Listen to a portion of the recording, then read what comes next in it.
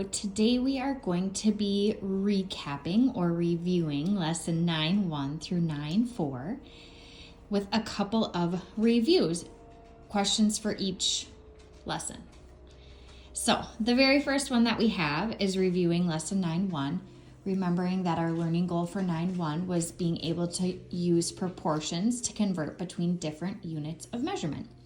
So in this particular example, it says a cell phone tower is 150 meters tall.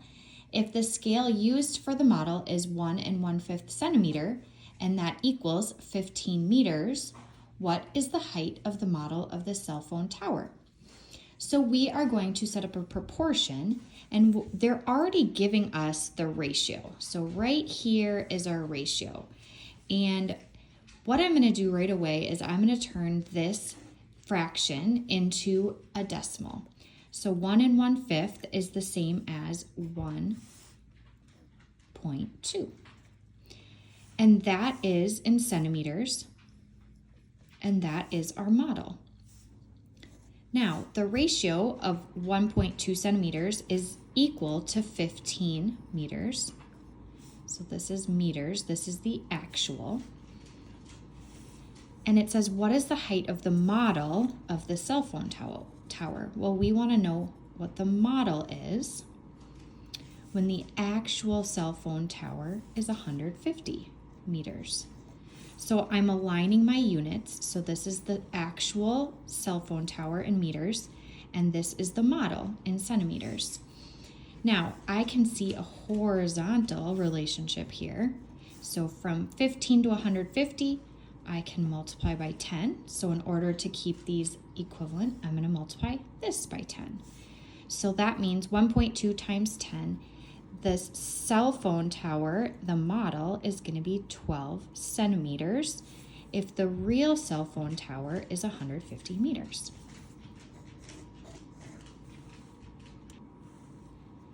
Now let's go ahead and look at an example from lesson 9.2. Remember, our learning goal from 9.2 was being able to describe and understand the perimeter and area of basic geometric figures. So in this case, we want to know if the side lengths of a triangle are doubled,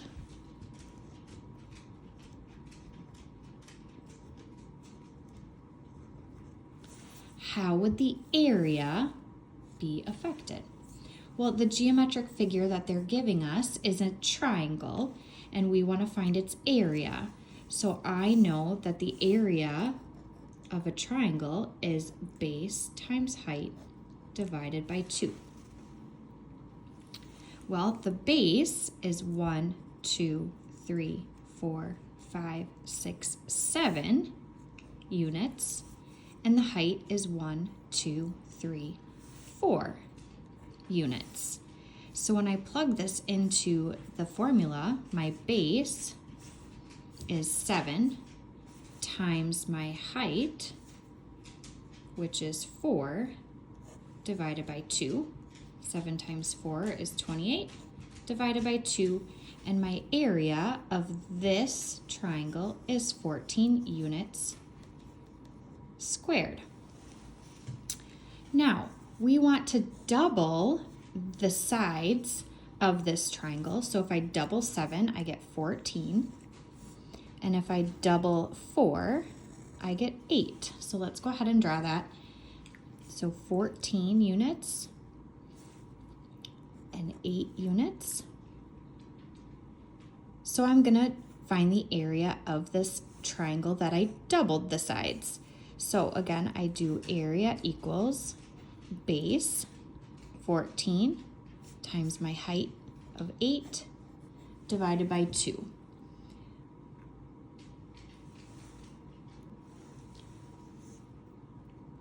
Is 112 divided by 2, and the new triangle is 56 units squared.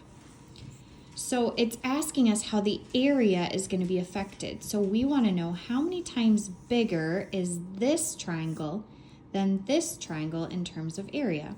Well, if we take 56 divided by 14, we get 4.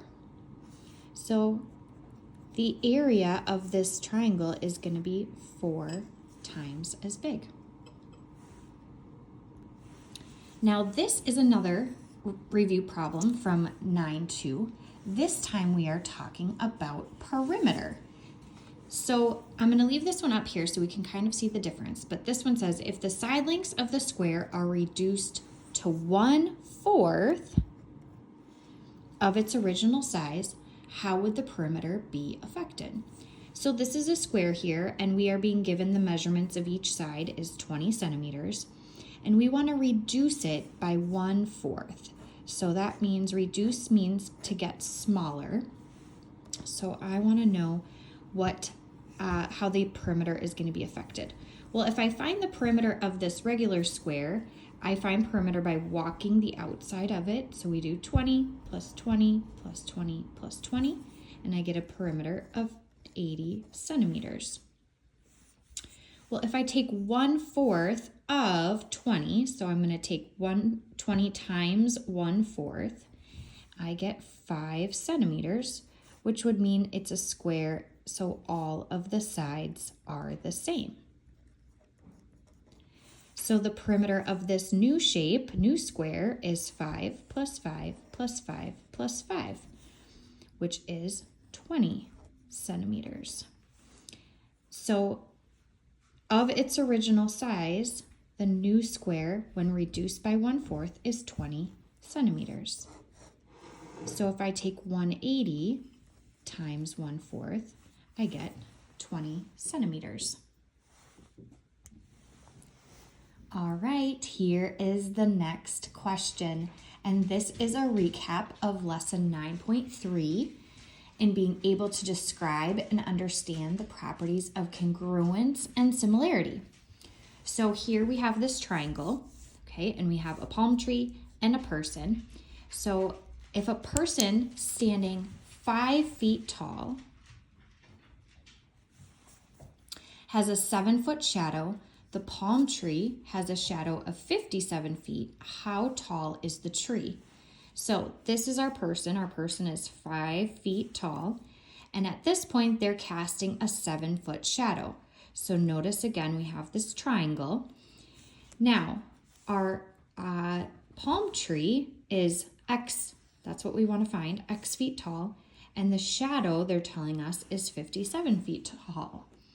So I am going to use the ratio again and set up a proportion. So I have the person that is standing 5 feet tall, and they have a 7-foot shadow. So I'm going to say this is my height is 5 and my shadow is 7. So I'm going to align my units. The palm tree has a shadow of 57 feet. So I'm going to align that in my proportion with shadow is 57. Now, I can't figure out a relationship between horizontal or vertical, so I'm just going to do my cross product. So I know that 57 times 5 has to equal 7 times x. 5 times 57 is 285. And that equals 7x. Divide that by 7 and you get 40.71, but we are going to round to the nearest tenths place. So 40.7 feet is going to be the height of this palm tree. All right, the last lesson that we are going to review in this video is 9.4. Being able to apply scale factors and length ratios to determine side lengths of similar geometric figures. Wow, that's a lot. All right, so we have these two quadrilaterals, so let's break this down. The quadrilateral EFGH, remember what this symbol means right here. This symbol means similar, so you can write similar. Okay. Similar means same shape, same angles, and they are proportional. All right, so that's what that symbol means. Remember from 9-4. So we know it's similar, so it's the same shape, same angles, and proportional to L, M, N, O. So what we want to do is we want to find our corresponding sides first. Okay, so we know that EF has to be proportional or similar to LM. So I'm going to just mark this here with 1/ here and 1/ here. And then when I look here, I have EH is similar to LO. So I'm going to do 2.